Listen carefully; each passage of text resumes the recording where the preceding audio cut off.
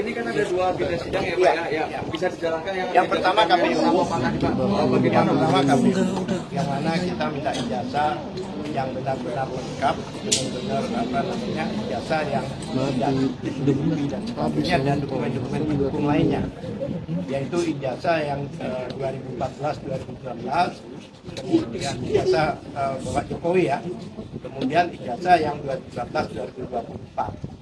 Meskipun kami sudah dapatkan, tapi ada sesuatu yang mengganjal karena ada 9 poin yang dihitamkan. Dalam hal ini bukan hitam tapi dihapus. Nah itu kami tanyakan. Karena menurut kami yang juga memahami Undang-Undang Nomor 14 2008, Undang-Undang Keterbukaan Informasi Publik baik dan Undang-Undang Perlindungan Data Pribadi yaitu 2002, kami tidak menemukan bahwa yang dihitam-hitamkan itu adalah yang dikecualikan. Makanya hakim tadi minta uji konsekuensi untuk menyatakan bahwa itu adalah yang dikecualikan. Kan? Kemudian uji konsekuensi itu ada namanya satu ujinya, bukan hanya sekedarnya. Karena tadi dikatakan menurut kami ini adalah yang dikecualikan. Jadi tidak berdasarkan ketentuan undang-undang maupun peraturan, tapi asumsi. Oleh sebab itu hakim sangat tegas bahwa minta mereka bikin uji konsekuensi dalam persidangan berikutnya. Dan dokumen-dokumen yang selama ini tidak disampaikan untuk dihadirkan. Karena menurut hakim tadi, kenapa harus dihitamkan padahal di publik itu ijazah sudah lengkap, tidak ada baik itu tanda tangan, baik itu nomor tangan, tidak ada. Apalagi yang ijazah yang diupload oleh Dian Sandi ya, itu jelas. Artinya di publik itu malah lebih tahu dari KPU apa disembunyikan wong itu sudah, apalagi dokumen itu adalah dokumen publik yang sudah disampaikan pada publik. Bahkan katanya Dian Sandi itu pernah datang ke rumah Pak Jokowi dan minta maaf karena mengupload ijazah tersebut. Dan kalau nggak salah Pak Jokowi juga mengonfirmasi yang memang ya saya maafkan karena mengupload itu kan. Berarti kan pengakuan bahwa itu memang ijazah yang itu yang kita masalahkan selama ini. Ada lain? Tadi yang dari KPU kan, tadi kurang kredibel. Bapak tadi kok nggak protes? Ya, yang datang kan cuma... ya kami tidak protes karena ranah hakim untuk bertanya. Jadi kami sesuai ketentuan dan sesuai kami serahkan pada hakim untuk menggali, mempertanyakan hal-hal yang menurut kita tidak masuk akal. Yang menurut bagaimana setiap pertanyaan sekian orang itu mungkin ada 10 orang tadi ya, ada 9 berdiskusi, setiap pertanyaan berdiskusi. Hanya itu makanya itu tadi Bapak nggak protes. Ya, saya tidak protes karena kredibel. Karena sudah diwakili oleh hakim untuk menegur itu. Itu jelas. Kan hakim kan mempertanyakan semua. Sebenarnya apa yang ditanyakan hakim itu apa yang menggelitik juga di hati kami. Tapi karena sudah diwakili oleh hakim, maka kami tidak bertanya. Ya kan semua kan ikut tadi kan untuk memahami dan itu ada rekamannya jelas ya kan. Oleh sebab itu tadi kan KPU juga datang pada kami. Saya bilang begini aja lah. Nanti kalau sampai ada mediasi, ya sudah lah buka aja. Semuanya ngapain gitu tutupin gitu, ngapain pasang badan gitu, ya pasang badan. Artinya kita nggak ada kepentingan dengan KPU sebenarnya. Tapi faktanya kan, kalau barangkali Bona ingin sampaikan tambahan dari saya. Pak Srikandi dulu lah, Srikandi. Bismillahirrahmanirrahim. Assalamualaikum warahmatullahi wabarakatuh. Saudara-saudara sebangsa dan setanah air, hari ini kita mengikuti 2 persidangan ya, informasi publik, yaitu lawan pertama kami adalah KPU RI dan yang kedua seharusnya adalah Kemendikdasmen ya. Saya ingin mengatakan bahwa dari 2 persidangan yang kami lampaui tadi, meskipun yang kedua itu tidak dihadiri, dan itu akan di-reschedule ulang ya, reschedule bukan ulang, kalau reschedule dan schedule ya. Nah itu kami ingin mengatakan ini seperti suatu logika yang salah gitu ya. Perkara ini sebenarnya tidak rumit, tetapi dibikin lebih rumit daripada perkaranya. Ya, kami kemarin bersidang dengan Andri, lalu dengan KPUD, lalu hari ini dengan KPU RI, dan selanjutnya dengan Kemendikbud ya. Kami mengatakan kita ini seperti membuat sebuah logika yang sebenarnya tidak logis agar kelihatan logis. Padahal pasal 2 ya Undang-Undang KIP, Keterbukaan Informasi Publik, itu semangatnya adalah akuntabilitas, keterbukaan, serta the right to know of the people. Jadi orang tuh berhak untuk mendapatkan informasi yang sifatnya publik, yang tentu saja tidak dikecualikan dan sebagainya, tetapi dibuat sedemikian rumit. Ya, pada hari ini kita bertanya-tanya sebenarnya apa yang sedang terjadi kepada bangsa ini begitu. Saya memberikan penghargaan kepada Dr. Bonatua Silalahi, salah satu daripada peneliti internasional sebenarnya ya, yang seharusnya tidak ada keraguan bagi badan publik untuk memberikan dokumen yang dibutuhkan. Pada hari ini memang peristiwa ini sangat sensitif, tapi apakah setiap badan publik harus ikut-ikutan menjadi sensitif juga? Kan tidak demikian. Nah, oleh karena itu, ini adalah pelajaran. Anda kami minta untuk menjadi pengawal bagi setiap momentum seperti ini, agar kiranya tidak ada kesempatan bagi Anda yang sebenarnya menjadi pejabat publik untuk tidak melaksanakan tugas Anda sebagai pejabat publik. Kita lihat sendiri tadi kan dalam persidangan betapa membingungkannya, ditanya ini tidak tahu, ditanya ini belum uji konsekuensi, dan kami sebenarnya keberatan ketika meminta itu ternyata belum dilakukan uji konsekuensi. Tapi kami sendiri ya tidak terlalu mempersulit.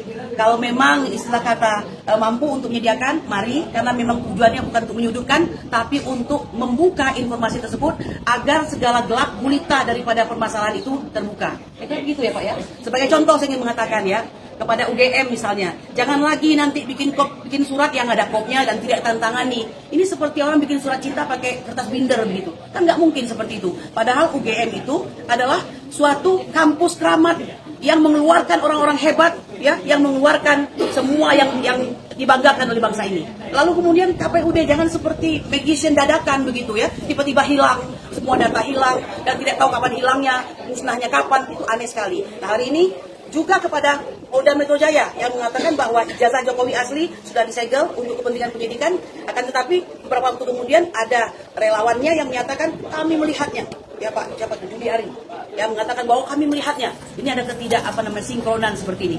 Jangan sampai terjadi seperti ini, dan harapan kita adalah Komisi Keterbukaan Informasi. Kami cukup senang tadi ya Pak ya, bahwa mereka memimpin daripada persidangan ini dengan sangat clear, sangat clean, dan saya kira berkeadilan. Mungkin demikian, terima kasih.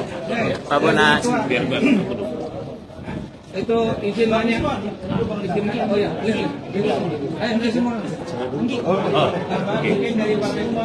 Persidangan dagelan hari ini.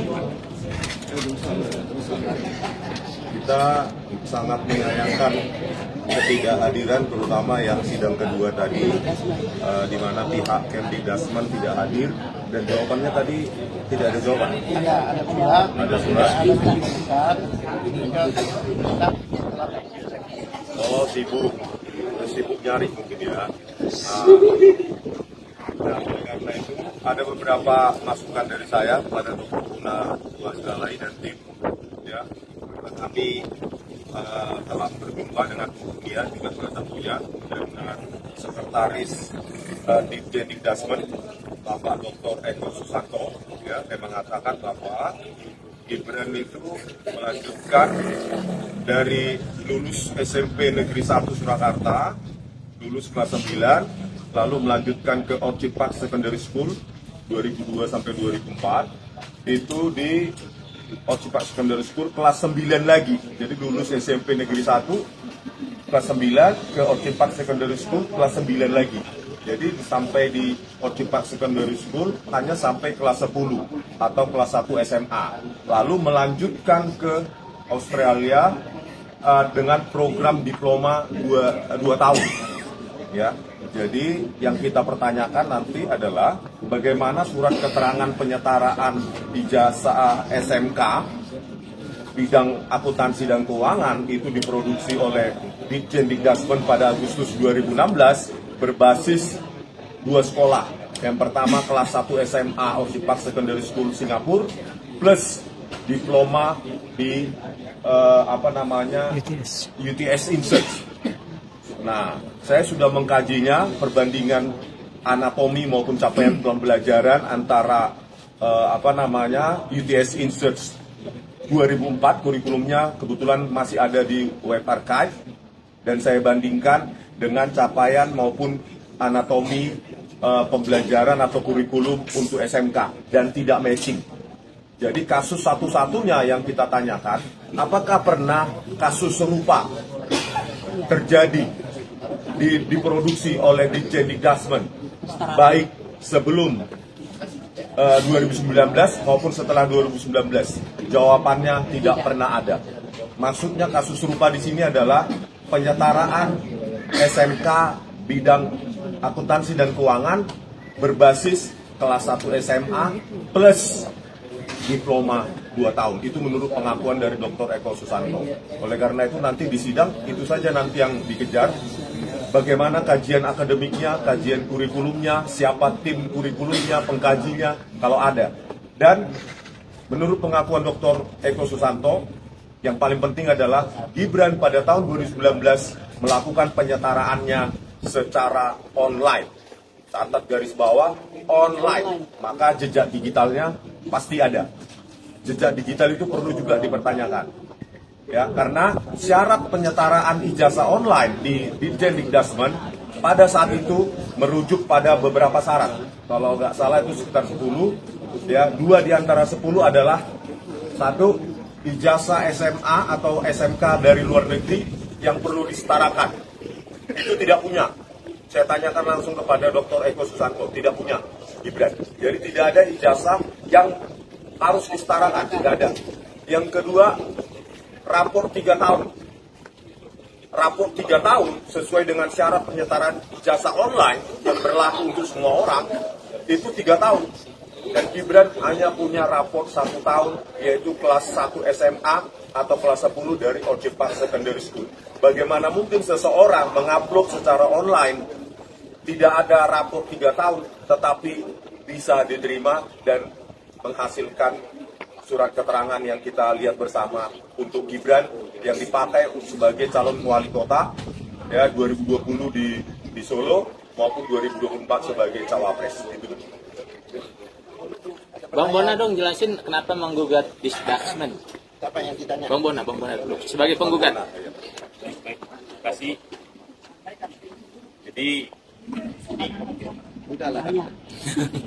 Jadi memang apa ya? Saya melakukan penelitian terhadap ijazah yang satu skenario.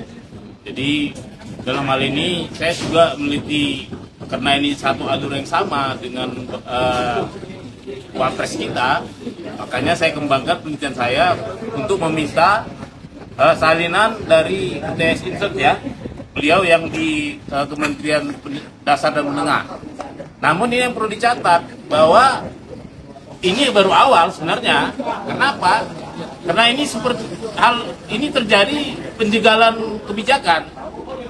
Karena permintaan informasi saya terhadap Kementerian Pendidikan Dasar dan Menengah itu dijegal secara regulasi. Ini mirip seperti KPU kemarin yang menjegal dengan peraturan, mengeluarkan peraturan 731. Namun Kementerian Dasar dan Menengah itu mengeluarkan namanya aturan bahwa jika saya ingin membuat informasi, memperoleh informasi, saya harus menandatangani surat perjanjian bahwa saya tidak bahwa data yang saya peroleh hanya untuk saya pribadi, tidak akan disebarkan. Seperti tadi nyambung ke pertanyaan komisioner, apakah ini saya lakukan untuk pribadi atau publik?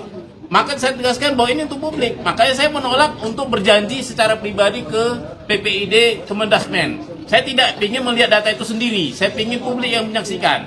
Makanya saya di sini melakukan gugatan untuk memastikan bahwa gerbang yang pintu yang menghalangi yang dibuat oleh Kementerian Dasar dan Menengah itu dibuka oleh KIP seperti itu.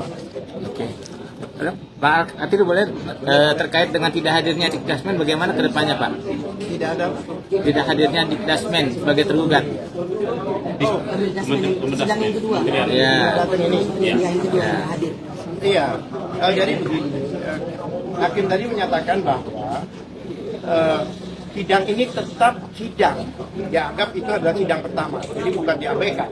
Biasanya kalau tidak datang beberapa kali langsung diputuskan, itu sudah umum di persidangan-persidangan itu. karena sudah dipanggil secara layak dan sebagainya.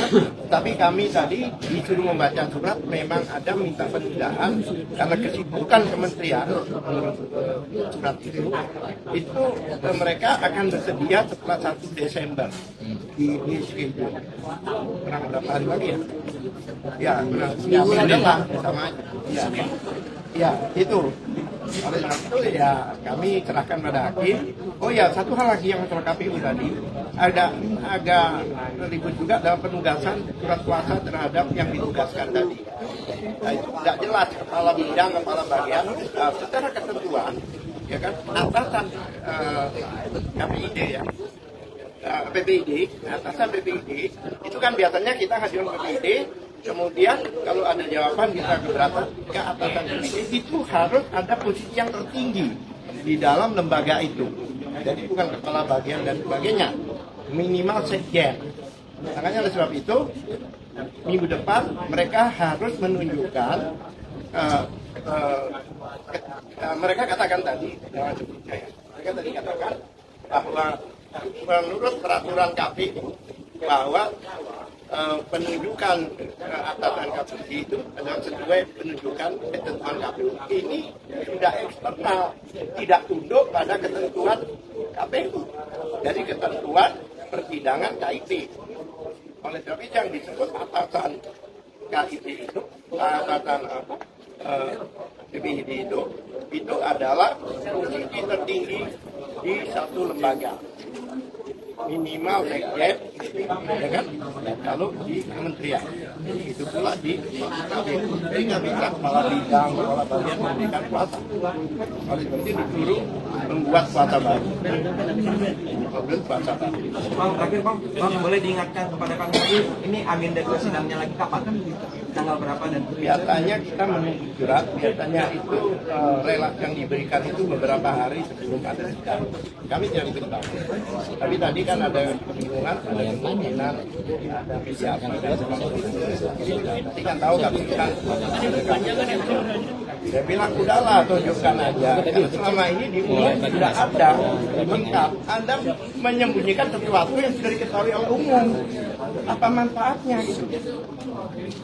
Ya kan, sampaikan aja pada kami apa adanya, data primernya, karena beliau ini membutuhkan untuk kepentingan penelitiannya, jurnal dan sebagainya, gitu. Karena apa ya, legal standing beliau ini karena peneliti internasional, Scopus ya, peneliti Scopus, yang patut itu untuk saya mengikuti tadi, cuma saya lupa panjang yang didorong oleh ketua majelis sosial itu ternyata di situ keberatan tetapi ada satu item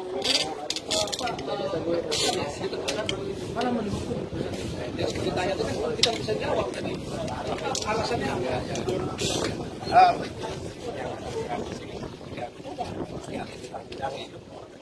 Akhirnya dibilang ini berdasarkan undang-undang di bawah gitu. Jadi gini, jangan mungkin sebenarnya komisioner itu memastikan sudah pasti kita bicara undang-undang keterbukaan informasi publik. Surat saya kan dalam rangka keterbukaan informasi publik.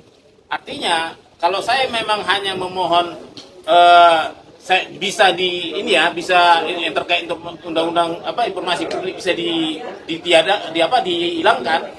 Kalau mereka terkait NIM tadi ya sepertinya segala macam ya bisa saja, tapi kan itu harus tetap mengacu pada undang-undang keterbukaan informasi publik. Makanya tadi majelis memastikan dan saya bilang memang ya itu harus mengikuti undang-undang keterbukaan informasi publik, bukan berarti saya bisa bersepakat di luar dari undang-undang keterbukaan informasi publik seperti itu Pak.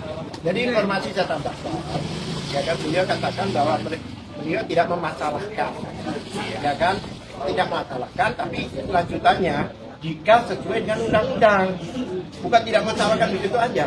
Kalau memang itu dianggap tertutup atau dikecualikan oleh undang-undang atau oleh ketentuan, maka oleh beliau tidak dimasalahkan, itu maksudnya gitu. Selesai klarifikasi. Terima kasih ya. Terima kasih. Cepat kali. Ada yang mau ini? Selamat sedikit keram dari dia.